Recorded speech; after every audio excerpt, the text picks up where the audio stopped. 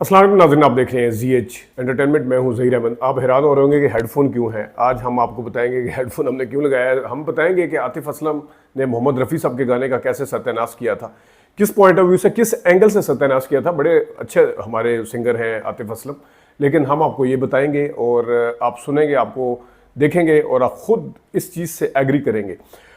इस तफसील पे जाने से पहले मैं आपको ज़रा एक चीज़ बता दूं कि हमारे यहाँ जो पाकिस्तान की नेशनल लैंग्वेज जो है वो उर्दू है, और उर्दू की टांग वो तोड़ी जाती है कि जैसे मेरे ख्याल में किसी ज़ुबान के साथ नहीं करना चाहिए। बहुत ही खौफनाक तरीके से टांगें तोड़ी जाती हैं। और आजकल हमारे यहाँ जब ड्रामे चलते हैं तो उस ड्रामा के अंदर भी उसकी अदायगी जो है वो बहुत ही पैथेटिक कहना चाहिए होती है, बहुत ही फरसूदा या क्या कहना चाहिए, वो जो वर्ड इसके लिए मैं इस्तेमाल कर सकता हूँ वो होती है उस तरह की।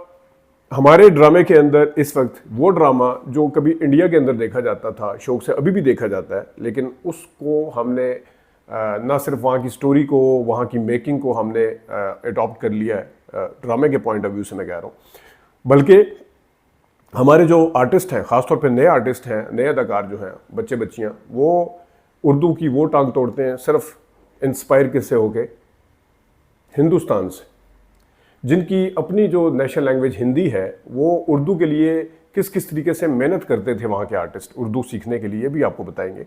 लेकिन हमारे यहाँ जिनकी अपनी लैंग्वेज है वो किस तरीके से इतने बुरे तरीके से उनसे मुतासर हैं कि आप देखेंगे। अभी मैं कुछ दिन पहले ड्रामा देख रहा था, आज का ड्रामा बड़ा अच्छा चल रहा है, वो कभी उस पर रिव्यू भी हम दूसरे चैनल पे देते हैं, शेर ड्रामा। शेर ड्रामे में लड़की क्या बोलती है ज़रा देखिएगा, खूनम खून को खूनम खून कहती है, देखिएगा। आई अंडरस्टैंड, जाहिर सी बात है, जिस लड़की के लिए आप खूनम खून हो गए, अपने कजिन को भी लहू लुहान कर दी। तो नाजरीन, ये है हमारे हाल। ना तो उनको चलो खुद पता नहीं है, पीछे जो राइटर बैठा हुआ है इतनी मेहनत करता, उसको कोई परवाह है, उसको कोई केयर है कि ये क्या किया मेरे उसके साथ। ना तो जनाब साहब किसी और को परवाह है, यही कोई अच्छा राइटर होता, हसीना आपा होती, खलील रहमान कमर साहब होते, या और लोग होते जो पुराने अमजद सलाम साहब होते, उनको बड़ी तकलीफ होती। लेकिन हमारे यहाँ चल सो चल, तो उस राइटर को भी प्रॉब्लम नहीं है, उस जिसने ये डायरेक्टर ने ड्रामा बनाया उसको भी प्रॉब्लम नहीं है, लेकिन हमें प्रॉब्लम ज़रूर है कि हम क्यों किसी से मुतासर हों। अब हम खे जब बोल सकते हैं, हम उसको खे क्यों बोलें जब हमारी ज़ुबान लैंग्वेज हमारी जो है वो नेशनल लैंग्वेज वो उर्दू है, और उर्दू कहती है खे को खे बोला जाए, खा बोला जाए, उसको खे क्यों बोले, हम खूनम खून क्यों बोले। तो मैं ज़रा आता हूँ, मोहम्मद रफ़ी साहब one of all time my favourite singer, उन जैसा कोई नहीं है। जिसका मैं अक्सर कहता हूँ कि दो तीन लोग ऐसे हैं जो बड़े ईजी गोइंग हैं अपनी फील्ड के अंदर, जिसमें बाबरा शरीफ साहबा भी हैं कि हर काम बड़ी आसानी के साथ कर लेती। रफ़ी साहब इतना मुश्किल से मुश्किल काम आसानी के साथ कर लेते थे। एक फिल्म आई थी 1977 में, हम किसी से कम नहीं, उसका एक गाना था, क्या हुआ तेरा वादा, वो कसम वो इरादा। उसके R.D. बर्मन साहब उसके मौसीकार थे, और उसको लिखा था मजरू सुल्तानपुरी साहब ने, और उसके ऊपर मोहम्मद रफ़ी साहब को ना सिर्फ फिल्म फेयर अवार्ड मिला, बल्कि उसमें उनको नेशनल अवार्ड भी दिया गया था। तो वो गाना बड़ा कमाल का गाना है। रफ़ी साहब को वैसे तो फिल्म फेयर ऊपर तले मिले, चाहूँगा मैं तुझे सांझ सवेरे, तेरी प्यारी प्यारी सूरत को भार फूल बरसाओ, सब पे फिल्म फेयर अवार्ड मिला हुआ उन्हें। लेकिन ये जो गाना है ये रफ़ी साहब के आखिरी गानों में शामिल है। आखिरी इन द सेंस के 77 में फिल्म आई, 80 में उनका इंतकाल हो गया था, 80 में ग़ालिबन 80 में 3। तो उससे पहले उनकी आवाज़ का जो जादू था वो सर चढ़ के ही बोलता था, उस आवाज़ में कोई फ़र्क नहीं पड़ा था। बड़ी एनर्जी के साथ ये गाना गाया गया है। उसके अंदर शिकायती अंदाज भी है, उसके अंदर शिकवा शिकायत के साथ साथ जनाब थोड़ा गुस्सा भी है एक्सप्रेशन के अंदर, उसके अंदर आपको प्यार भी नज़र आता है, उसके अंदर नाराज़गी भी नज़र आती, सारा कुछ है। वो एक्सप्रेशन डालना मोहम्मद रफ़ी साहब का ही काम था, और इन एक्सप्रेशन के साथ साथ जो टेक्निकलिटीज़ थी उसका ख्याल रखना भी मोहम्मद रफ़ी साहब का काम था। क्या हुआ तेरा वादा, जहाँ वो कहते हैं क्या हुआ तेरा, वो क्या हुआ को 2-3 मुख्तलिफ अंदाज से कहते हैं, और वो उसके अंदर इतना सूट करता है, वो उनके अपने गले को जिस तरीके से वो इस्तेमाल करते हैं, जहाँ पे शिकायत है वहाँ थोड़ा खींचते हैं उसको, पहले बता के कि ये हुआ, पूरा स्टोरी बोर्ड उसका, फिर जब वो दोबारा कहते हैं क्या हुआ तेरा वादा, वो कसम वो इरादा, वो कमाल था। इस गाने को पहले मैं आपको सुनाता हूँ, क्या हुआ तेरा वादा, थोड़ा एंजॉय कर लें। उसके बाद ये हेडफोन मैंने लगाए इसी वजह से, क्या हुआ कुछ थोड़े से आपको उसके क्लिप सुनाते हैं, तो ये ज़रा देखिएगा। क्या हुआ तेरा आप ये चीज़ देखें कि उन्होंने जो दरमियान के अंदर तेरी बाहों में बीती हर शाम बेवफा ये भी क्या याद नहीं, उसके अंदर उनका स्टाइल देखें और आगे देखें, ज़रा सुनिएगा। तेरी बाहों में बीती हर शाम। ये है मोहम्मद रफ़ी साहब। मोहम्मद रफ़ी साहब के हवाले से मैं एक चीज़ बताऊं, फिर मैं आतिफ असलम पे आता हूँ कि उर्दू के लिए उनका वो बहुत ज़्यादा कॉन्शियस हो गए। वो अगरचे वो यहाँ के थे, पाकिस्तान से गए थे, लेकिन वहाँ में ज़ाहिर है वहाँ पे उनका कल्चर है, उनका सारा कुछ है, लेकिन अपना उन्होंने वो नहीं छोड़ा जो एक पहचान थी। ज़ाहिर है जो शायर हैं वो भी सारे के सारे ज़्यादा उर्दू में थे, उर्दू के लिखते थे, तो बड़ा वो होते थे। अब मैं यहाँ पर आपको एक मिसाल देता हूँ। हिंदुस्तान की फिल्म इंडस्ट्री में मैं जिस तरह कह रहा हूँ ना कि यहाँ पे हिदायतकार को भी कोई प्रॉब्लम नहीं है, यहाँ पे राइटर को भी कोई प्रॉब्लम नहीं है, चल सो चल जो बोलते हैं बोलते जाएं, उनके थले लगे हुए हैं, थले समझ नीचे लगे हुए हैं उनके कि जनाब ठीक है जी बस क्या समझाना, पता नहीं या तो मेहनत नहीं करनी है, कुछ चक्कर ज़रूर है।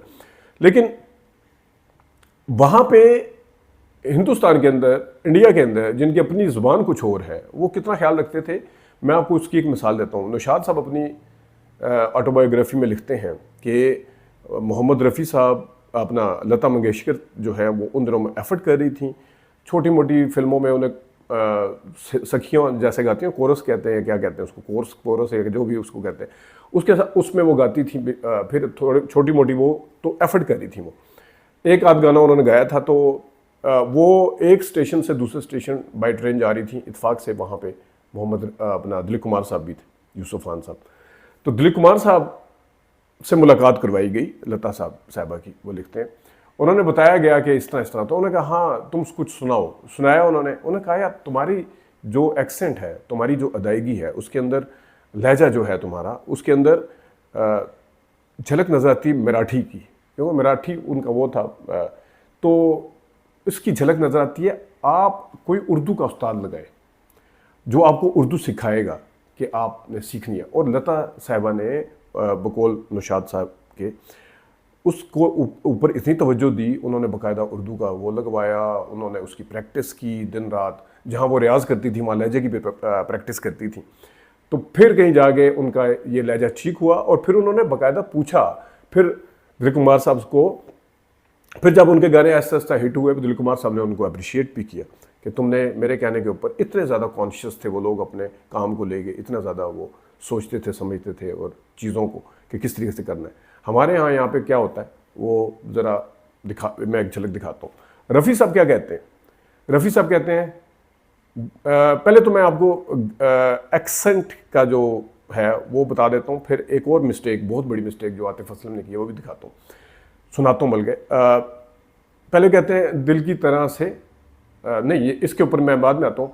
तेरी बाहों में बीती हर शाम, क्या ये भी क्या याद, क्या हुआ तेरा वादा, वो कसम वो इरादा, वो दिन ज़िंदगी का आखिरी दिन होगा। क्या कहते हैं रफ़ी साहब? वो दिन ज़िंदगी का आखिरी दिन होगा। खे सुनिएगा। वो दिन जिंदगी का आखिरी दिन होगा। तो देखा नाजरीन, वो दिन ज़िंदगी का आखिरी दिन होगा। ये है मोहम्मद रफ़ी साहब। ये है इंडिया के अंदर जहाँ पे मौसीकार भी हिंदू था, जहाँ पे उनकी ज़ुबान भी कुछ और थी, ये है वो। और आइए मैं ज़रा आतिफ असलम साहब को सुनाता हूँ। वो रफ़ी साहब का एक और सुन लें, बल्कि जिसने प्यार लिया प्यार की खातिर, खातिर जो कहते हैं, वहाँ पे भी ज़रा ये भी सुन लें पहले। वो जिसने गम लिया प्यार की खातिर, या जिसने। अब मैं आतिफ असलम साहब को सुनाता हूँ। वो कहते हैं वो दिन ज़िंदगी का आखिरी दिन होगा। आखिरी सुनिएगा ज़रा। जिस दिन का आखिरी दिन होगा, ये है वो दिन ज़िंदगी का आखिरी दिन होगा। तो और दूसरा एक और आगे जाके वो क्या कहते हैं, प्यार की खातिर। उन्होंने कहा था प्यार की खातिर, ये खातिर लिया प्यार के खातिर। ये है जनाब सब असल। और फिर इससे बड़ी जो है, चले वो तो हो गया, आप इंडिया ज़दा हैं, जो भी हैं आप, जिस तरीके से भी उनसे मुतासिर हैं, लेकिन आप गाने की शायरी को कैसे तब्दील कर सकते हैं?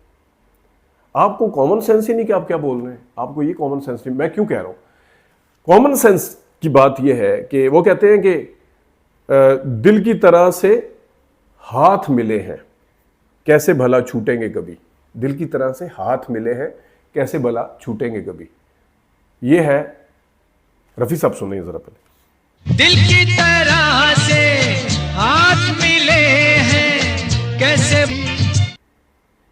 हाथ ही कहा ना, मुझे तो कोई गलतफहमी नहीं हुई, मैं कॉमन सेंस से भी इसको समझा रहा हूं ताकि मुझे सुनने में अगर कोई प्रॉब्लम हो तो मैं आपको बताऊं। लेकिन दिल की तरह से हाथ मिले, आतिफ असलम साहब क्या कह रहे हैं, दिल की तरह से आज मिले हैं। दिल की तरह से आज मिले हैं। और वो सब नीचे जो सबटाइटल चलता है उस पर एक दफा आज लिखा, दूसरी दफा उन्होंने भी ठीक कर दिया, इन्होंने ठीक नहीं किया। और मजे की बात है कि रफी साहब के आखिरी वो दिन जिंदगी का आखिरी होगा, आखिरी वो लिखने में, क्योंकि वहां की सबटाइटलिंग के हिसाब से आखिरी लिख रहे हैं। आखिरी क्या वो आखिरी रहे, आप कहीं पे भी सुन लें, लेकिन नीचे यहां पे आखिरी लिख रहे हैं। लेकिन आतिफ असलम साहब ने कसम खाई हुई है कि मैंने आखिरी नहीं कहना, मैंने आखिरी ही कहना। तो खातिर वाला मैंने आपको सुनाया कि दिल की तरह से खातिर, सुनिएगा खातिर दोबारा। जिंदगी का आखिरी दिन होगा। अब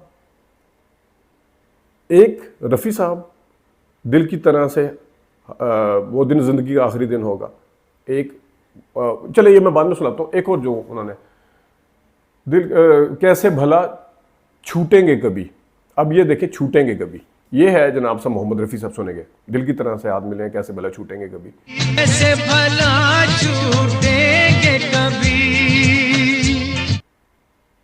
उन्होंने आतिफ असलम साहब ने ये नहीं किया कि दिल की तरह से आज मिले हैं, सिर्फ ये नहीं किया, उन्होंने कहा कैसे भला चूठेंगे कभी, चूठेंगे। सुनिएगा जरा। कैसे भला छूटेंगे कभी। तो ये है जनाब साहब हकीकत हमारे यहाँ सिंगर्स की। अब थोड़ा सा मज़ा ले लेते हैं रफ़ी साहब के गाने का जो हमने आपको क्लिप सुनाए, फिर थोड़ा सा अच्छा एक और चीज़ भी है। अंजुमन फिल्म आई थी ना, दिल धड़के मैं तुमसे कैसे कहूँ, सिंगर बड़े नए चलाक हैं, उन्हें पता है कि हम उस पिच के ऊपर उस स्पीड के साथ गाएंगे तो लोग मुआवजा करेंगे, उधर हम बीट नहीं कर सके। हम अपनी नई साइंस लड़ाते हैं, नई साइंस के हिसाब से गाते हैं। दिल धड़के मैं तुझसे प्यार कैसे कहूँ, रूना लैला का अंजुमन फिल्म का गाना, वो जनाब नई जो अंजुमन बनी थी उसमें दिल धड़के मैं तुझसे कैसे कहूँ कहती है मेरी, वो अजीब आप दिल की अंजुमन में हुस्न बन गया, वो भी ये नई साइंस लड़ा के ताकि हमारा एक नया रास्ता निकले, हमारा उनसे कंपैरिजन ना किया जाए। यही काम किया आतिफ असलम साहब ने। वो कहते हैं, रफ़ी साहब कहते हैं क्या हुआ तेरा वादा, वही कहते हैं क्या हुआ। अच्छा उनका जो अंतरा है वो थोड़ा स्लो है, उसके बाद तो उन्होंने गाने को सही एनर्जी के साथ गाया। ये तो पूरे उसके साथ ही दिल की तरह, पता नहीं अजीब ही साइंस लड़ाई है। लेकिन चलें थोड़ा सा मज़ा ले लेते हैं जाते जाते दोबारा गाने का, और मेरी तरफ से इजाज़त, गाना सुनिएगा ज़रा। आतिफ असलम के गाने के ऊपर भी मैं एक्सप्रेशन दूंगा। ये रफ़ी वो दिन जिंदगी का आखिरी दिन होगा। अब ज़रा आतिफ असलम साहब। वो दिन जिंदगी का आखिरी दिन होगा।